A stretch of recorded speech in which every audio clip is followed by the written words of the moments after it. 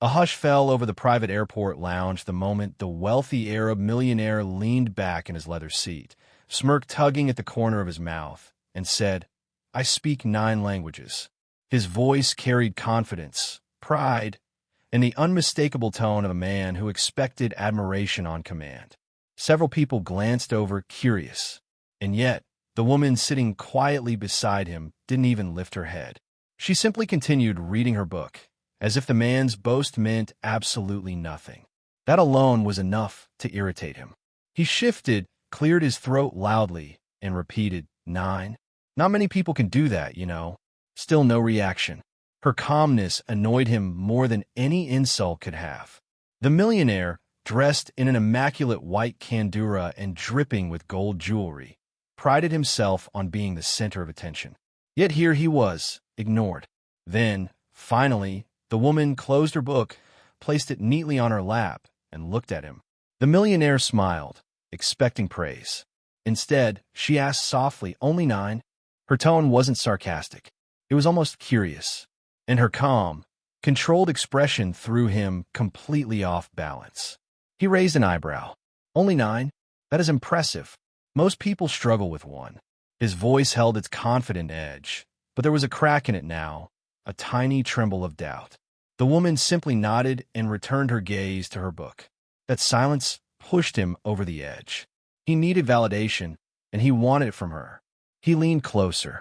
"Do you speak any?" She didn't look up. "A few," she answered. "Enough." Something about the way she said it unsettled him. Enough? What did that even mean? He pressed on, eager to show superiority. "Let me guess. English and maybe French." She slowly lifted her head and locked eyes with him. What followed next stunned not only him, but everyone nearby. In perfect, flawless Arabic, she said, "Actually, I speak more than you." The millionaire froze, his jaw dropping slightly. Her accent? Native. Smooth. Better than many Arab speakers he knew.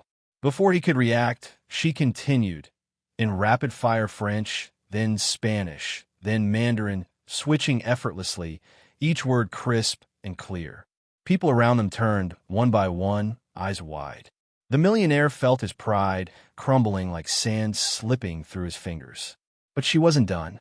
She leaned forward slightly and added German to the mix, then Russian, then Japanese. Every language flowed from her lips like she had lived her entire life, mastering each one. By now, even the staff had stopped what they were doing, stunned.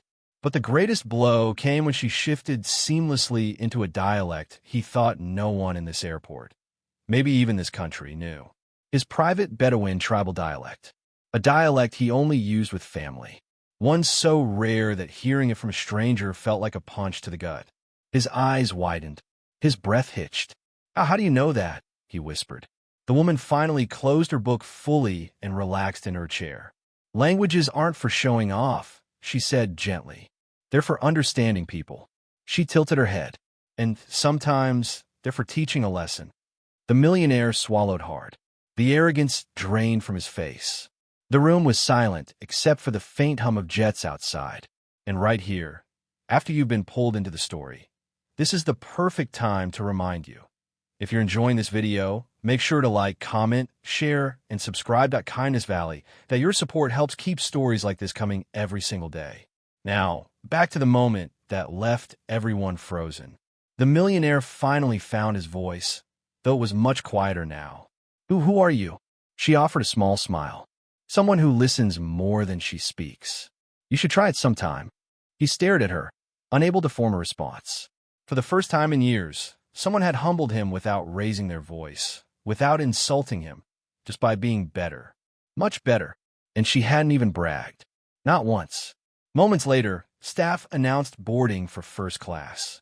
Passengers began gathering their belongings, including the millionaire. He stood up slowly, still shaken. The woman closed her book, lifted her small travel bag, and walked toward the gate. He hurried after her. "Wait." She glanced back. "Yes." The millionaire swallowed his pride.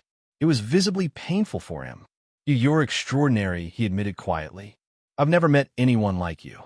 She nodded politely, but offered no praise in return. Instead, she answered, "Remember this. A person who truly knows a lot doesn't need to prove it. The world hears them without them trying. Her words hit him harder than any insult could. As she walked ahead, the gate staff greeted her with warmth and respect. "Welcome back, Professor," they said. The millionaire froze again. Professor? Suddenly everything made sense. She wasn't just multilingual. She was a world-renowned linguistics expert, likely returning from a conference or university tour.